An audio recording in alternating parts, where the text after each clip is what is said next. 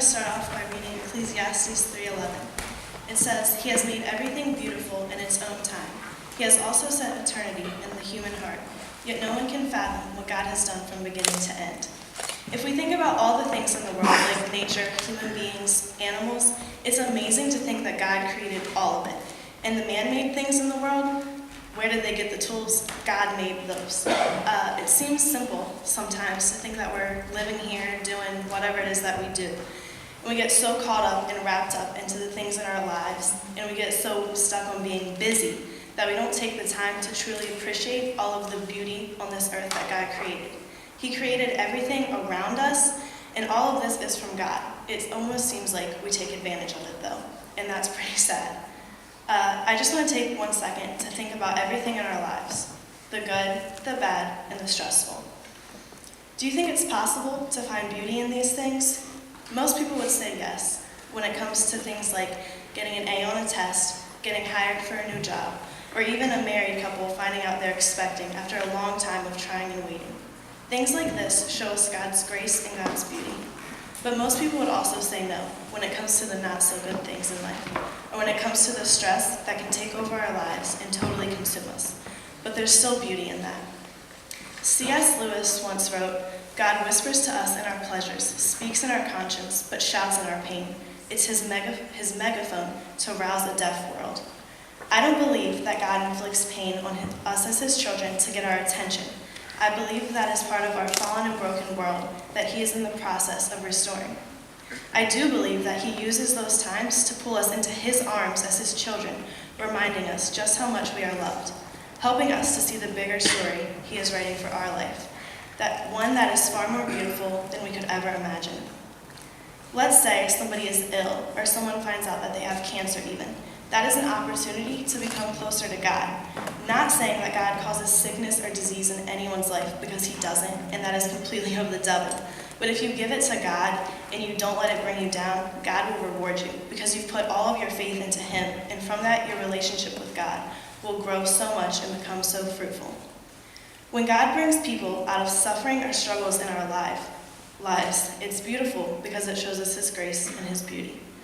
When people think of something beautiful, generally we think of a person's looks or nature, which isn't wrong, but you can find beauty in things other than nature or a person's looks. You can find beauty in the things that God does in our lives.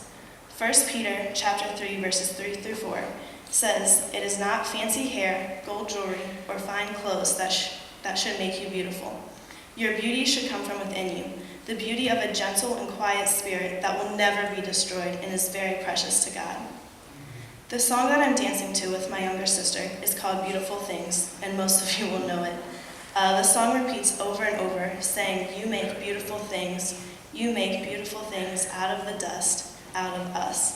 It seems so simple, but when you take the time to step back and think about the fact that God makes us and considers us beautiful, even though we came from the dust, it's pretty amazing. And sometimes it's even hard to wrap our heads around the fact that our God took the time to create us individually, so unique and different from one another. And it's just amazing to me. Psalms 139:14 says, "I praise you, for I am fearfully and wonderfully made. Wonderful are your works, my soul knows it very well."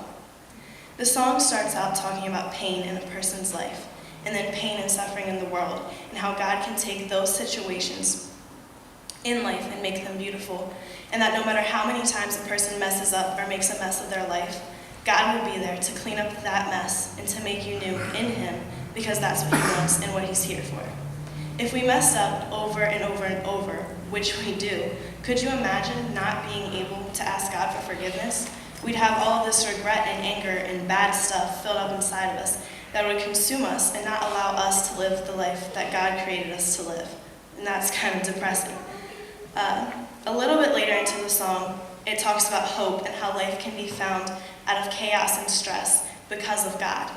God is so faithful to us that it's unimaginable for myself to think of being that faithful to someone or something. And that's how God is for all of us, all of the time. Towards the end of the song, it says, "You make me new. You are making me new." And it repeats it To me, I feel like this is talking about our identity in Christ, who we are in him and who we are through him. May I remind you that there's a God who loves you with an unconditional love, who has the ultimate plan for your life. Cling to that truth and allow it to work to the most inner places of your heart. If you're here and you're struggling with letting go of your personal dreams, desires, and hopes for the future, I would encourage you to surrender. What you will gain will far outweigh what you could ever lose. The transformation that will take place in your heart will be life-changing. And God will reveal a life story that is far better than any story you could have written for yourself. And for the rest of us, may we steward our stories and continue to ask God to break our hearts with the things that break his. And may we respond, ultimately becoming God's love to a world around us as we wait.